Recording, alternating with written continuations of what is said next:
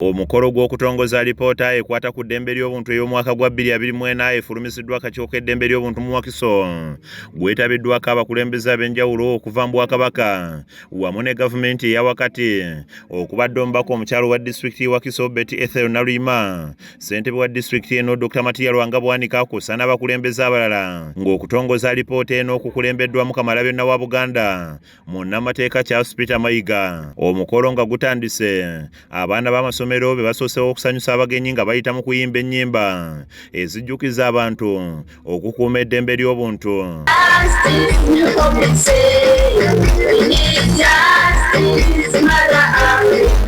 Wano ssentebe w'akakiiko k'eddembe ly'obuntu mu Wakiso Eri Kasirye alambululidde Katikkiro ekyamuwaddiza okumwaniriza okulemberamu omukolo guno oluvannyuma lw'okuweza emyaka 5 nga bakakalabya emirimu mu disitulikiti eno, nga wano wasinzidde n'ategeeza nti bakakola ku misango 705 egikwata ku kutyoboola eddembe ly'obuntu. Okulaba nga etteeka likyusibwa erya gavumenti ez'ebitundu liteekewo enkola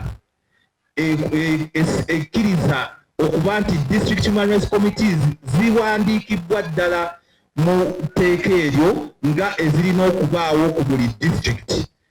Ono asiimye obukulembeze bwa disitulikiti eno obukulemberwa Dr. Matiya Lwanga Bwanika olw'okukkiriza ne batandikawo akakiiko kano kuba mu Uganda yonna Wakiso yokka yeekalina, wabula n'ategeeza nti baagala okulaba nga kateekebwa mu disitulikiti zonna okwetooloola eggwanga erya Uganda. Okwebaliza ddala n'okusinga omwami oba Dr. Matiya Lwanga Bwanika, oyo ye petroni waffe oba ye muyima wa district human rights committee eno, ng'akolagana ne executive committee ne ba councillors balaba nga kyamaanyi nnyo okulaba nti batandikawo district human rights committee eno.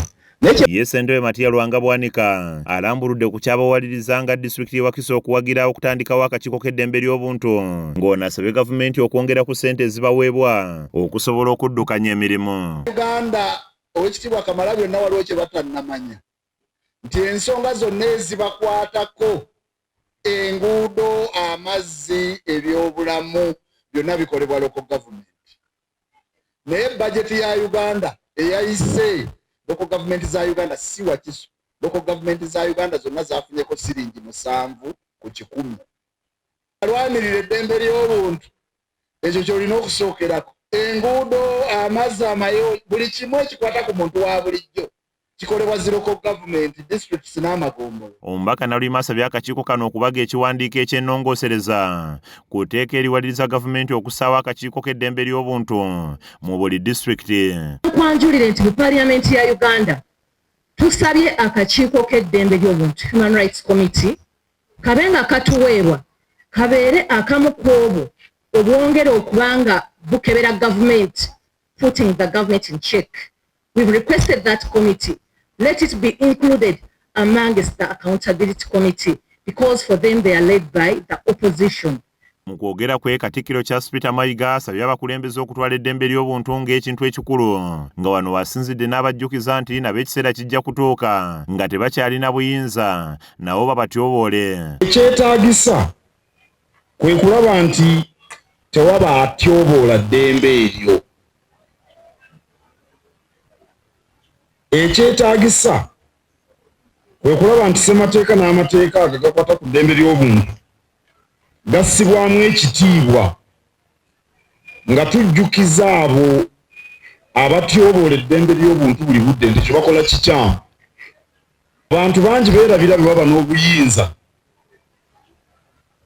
nti ekiseera kituuka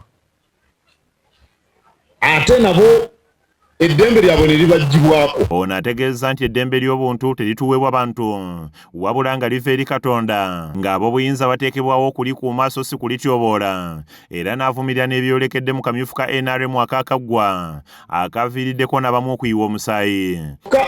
Ssemateeka si atuwa eddembe ly'obuntu. Eddembe ly'obuntu tuzaalibwa nalyo. Ssemateeka alikakasa bukakasa. Eddembe ly'obuntu tugambe okukkiririza mu buwangwa n'ennonozo, eryo nalyo ddembe lyabwe. Ssemateeka si yamukuwa.